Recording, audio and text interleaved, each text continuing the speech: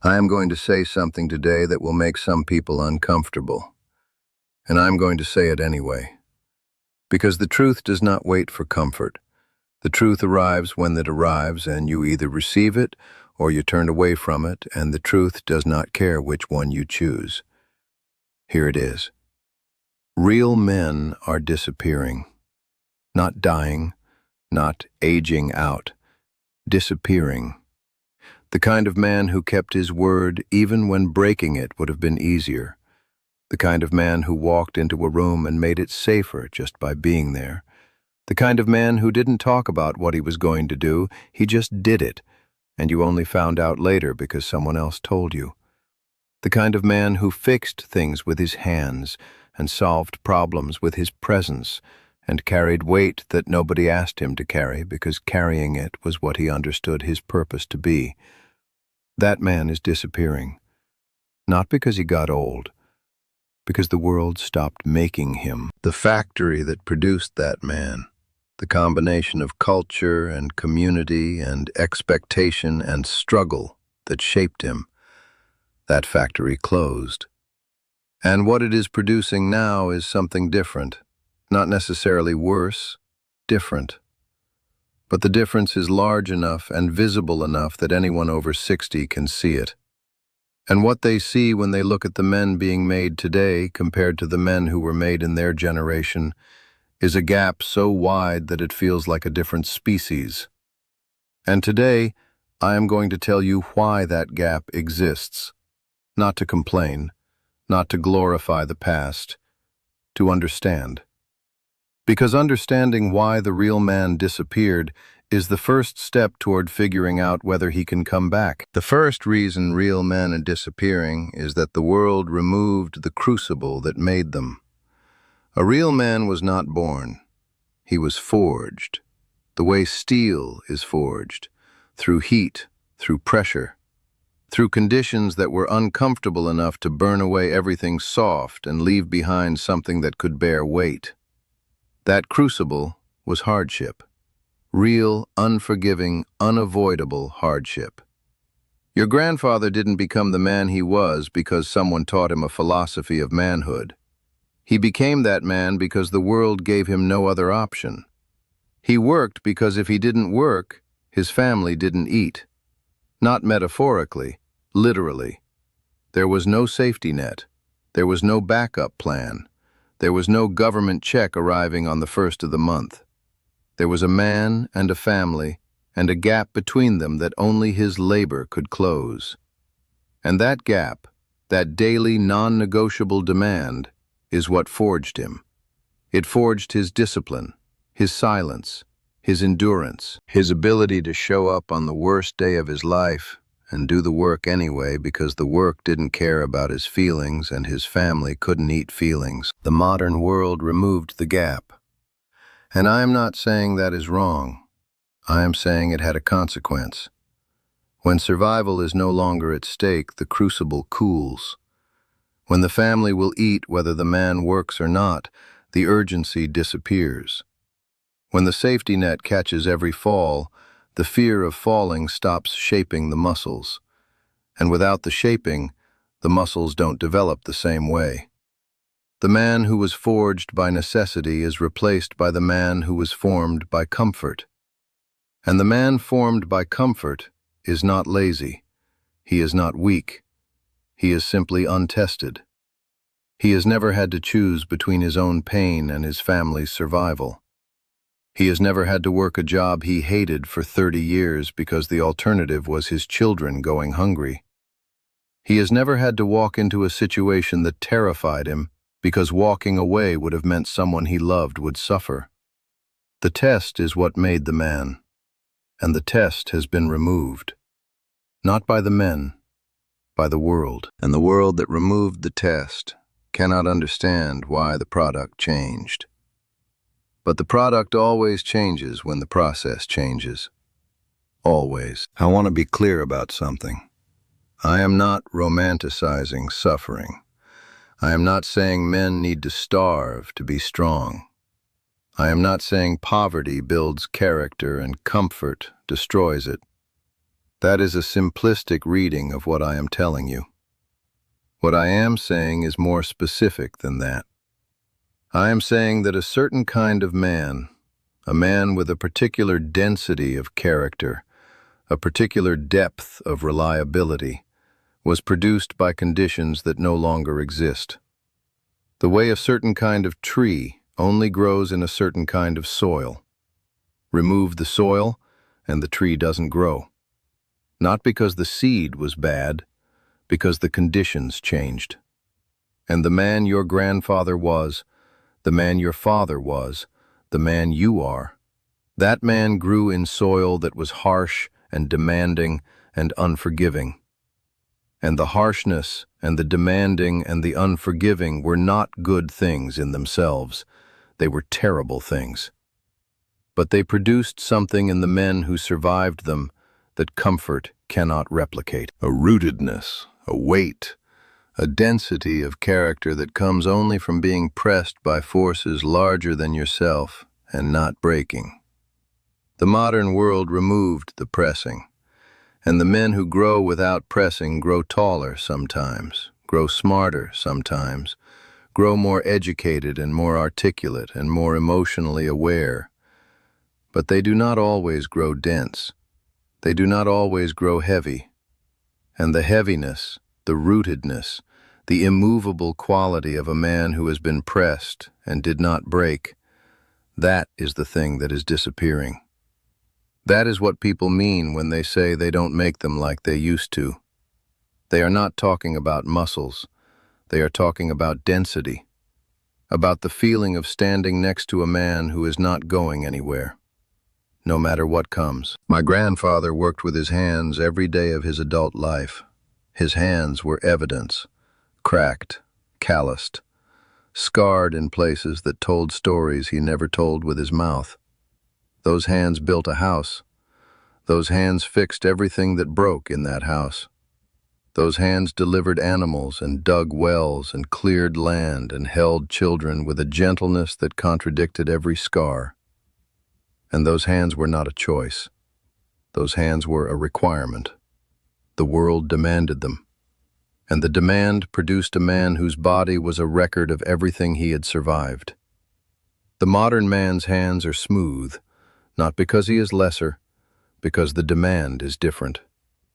The modern world asks for keystrokes, not carpentry. It asks for emails, not fence posts. And the man who types is not inferior to the man who hammered, but he is different, and the difference is visible. And the difference means something to the generation that remembers what the scarred hands could do. Before I share the next teaching, I need to tell you something. I am not going to be here forever, and most of what I know was never written anywhere. So I sat down and I wrote it, all of it. 20 teachings, 4 parts, in the order they were meant to be received. The ones about understanding what the old ways meant and why they mattered. The ones about carrying the best of who we were into who we are becoming. The ones I have never said on camera. It is called the native way, and it costs less than one dinner you will not remember. Scan the code on your screen or look in the comments, but do not leave yet, because what I am about to say next is the part that explains what actually changed inside the men, not just around them. The second reason real men are disappearing is that the definition of manhood got confused. There was a time when the definition was simple, not easy, simple. A man provides. A man protects. A man keeps his word. A man does not complain about what is hard. A man stands between his family and whatever is coming. A man handles his pain privately. A man does not need to announce his strength because his strength is visible in everything he does. That definition was clear. Every boy grew up inside it. Every father modeled it. Every community enforced it. And the enforcement was not gentle. If a boy failed to meet the standard, the correction was swift. Not always fair, not always kind, but clear. You are not yet a man. This is what a man does. try again. The modern world looked at that definition and decided it was broken, and parts of it were. The part about handling pain privately created men who could not ask for help. The part about never complaining created men who swallowed their depression until it killed them. The part about not showing emotion created men who could fix a roof but could not tell their children they loved them. Those parts needed to change. I am not arguing that. But the correction overcorrected. Instead of fixing the broken parts and keeping the sound parts, the world threw the entire definition out, all of it. The discipline, the accountability, the physical capability, the stoic endurance, the bone-deep sense of responsibility, the handshake that meant something because the man behind it would die before he broke it. All of it was discarded along with the toxic parts, and what was left was no definition at all. A vacuum, a space where manhood used to have a shape and now has none. And a young man growing up inside that vacuum does not know what to become, because nobody will tell him. The old definition is forbidden. The new definition doesn't exist, and so he makes it up as he goes. And what he makes up, without a model, without a crucible, without a community that holds him accountable, is often something that looks nothing like what his grandfather was. Not because he rejected his grandfather, because he never met his grandfather's definition. It was removed before he could try it on. The third reason real men are disappearing is that fatherhood declined. And this is the one that matters most. Because real men were not made by the world. They were made by their fathers. A boy learns to be a man by watching a man, not by reading about manhood, not by hearing lectures about manhood, by watching. By standing next to his father while his father works and absorbing, through observation, what it looks like to carry weight without breaking.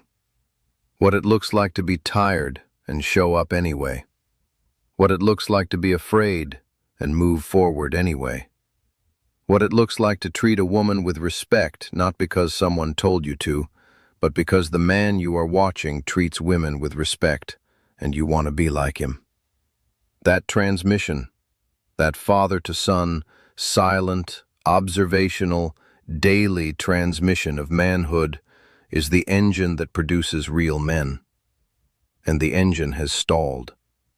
Not everywhere, but in enough places that the effect is visible in an entire generation. When the father is absent, the boy looks for manhood in other places. He looks for it on the internet. He looks for it in music. He looks for it in movies. He looks for it in the loudest voices he can find. And the loudest voices are almost never the wisest ones. The loudest voices define manhood as money, as dominance, as body count, as followers, as the ability to take without giving, as the willingness to discard people who are no longer useful. That is not manhood. That is performance. That is a costume worn by a boy who never saw the real thing modeled, and so he built a version from the noisiest materials available. And the costume looks nothing like the man his grandfather was. Because the costume was built without a blueprint, and the blueprint was his father, and his father was not there. I watched this happen in our community. A boy I knew grew up without his father. The father left when the boy was 4, and the boy grew up looking for manhood the way a hungry person looks for food, everywhere, in the wrong places. He found it in older boys who defined manhood as fighting. He found it in movies that defined manhood as conquest. He found it in music that defined manhood as money and women and the ability to feel nothing. And the boy assembled a version of manhood from those sources the way you might build a house from scraps. It stood, it functioned, but it didn't hold weight the way a house built from a proper blueprint holds weight, because the blueprint was his father, and his father was a blank page. And a boy building manhood from a blank page will build something, but what he builds will have gaps.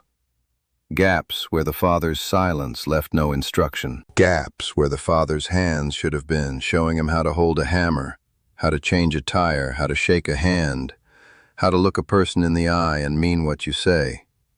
Gaps where the father's presence should have been teaching him, without words, that a man stays. A man does not leave.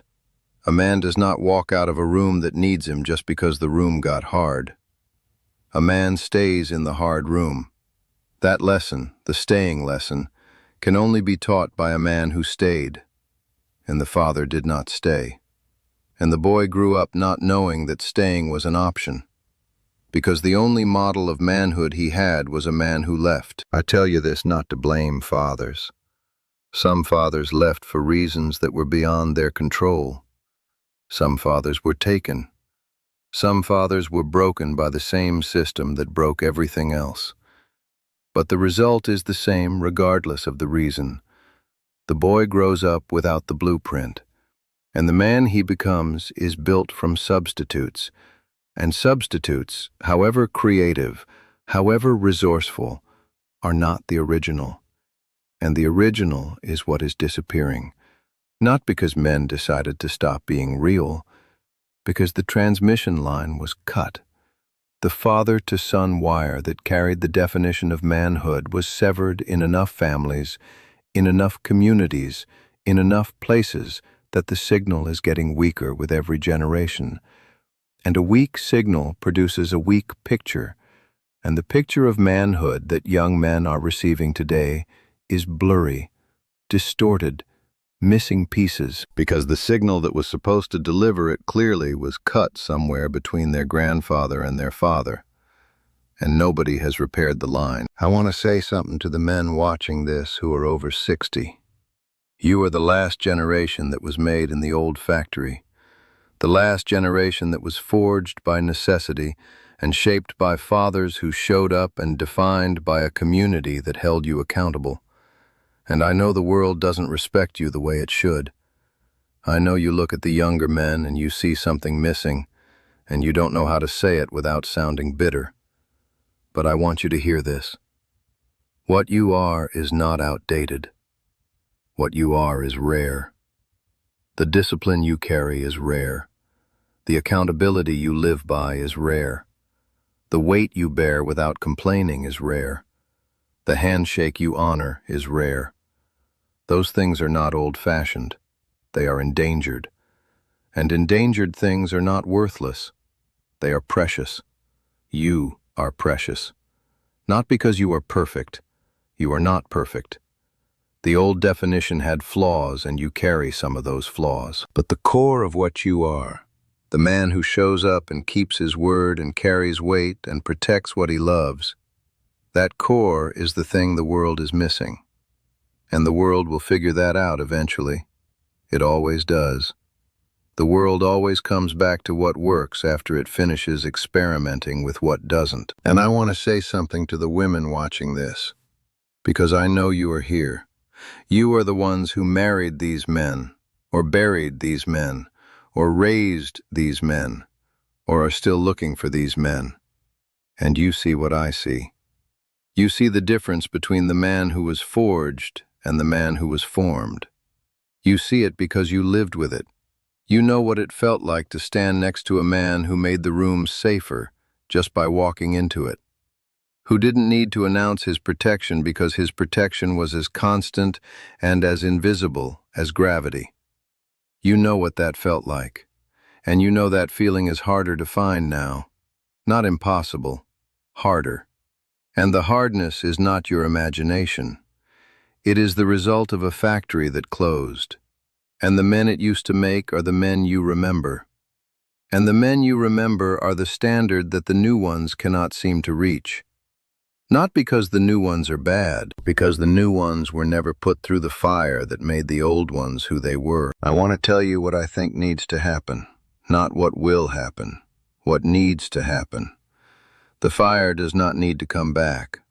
The poverty and the struggle and the survival-level hardship that forged your generation should not be wished on anyone. But the lessons of the fire can be passed down without the fire itself.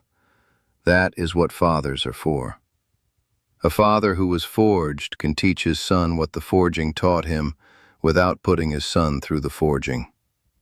He can teach discipline without deprivation, accountability without punishment, endurance without suffering. He can model what it looks like to keep your word, to show up when showing up is hard, to carry weight without advertising the heaviness. The fire doesn't need to return. The men who survived it need to speak. You need to speak. The men over 60 who carry the old definition inside them like a blueprint rolled up in their chest need to unroll it. Not to preach, not to lecture, to show, to model, to be visible in a world where the kind of man you are has become so rare that young men don't believe you exist. Show them you exist, not by talking about what manhood used to be, by being what manhood used to be, in front of them, quietly, consistently, the way your father showed you, without a speech, without a philosophy, just a man, showing up, keeping his word, carrying his weight, every single day, until the boy standing next to him absorbs it the way you absorbed it, through the eyes, through the standing next to, through the slow, silent, daily transmission of what it means to be the kind of man the world stopped making, but never stopped needing. Real men are not disappearing because men are getting worse. Real men are disappearing because the world got easier. And easy does not forge. Easy does not test. Easy does not demand. And without the demanding, the product changes. That is not a judgment. That is a fact. Steel forged in fire is different from steel that was never heated. Both are steel, but one can bear weight that the other cannot. And the weight-bearing steel is getting harder to find. Not because the ore is gone, because the fire went out, and nobody seems to know how to light it again. If what you heard today stayed with you, the book is there. The Native Way, 20 teachings, 100 pages, written the way I would speak to you if we were sitting together. Scan the QR code on the screen with your phone or find the link in the comments. Read one chapter. Sit with it. Now I want to hear from you. Tell me in the comments, who was the real man in your life and what did he teach you without ever saying a word? I read every comment, and if this is the kind of conversation you have been looking for, subscribe to this channel. We are not collecting viewers here. We are collecting people who remember. Come back next week. I am not done teaching yet.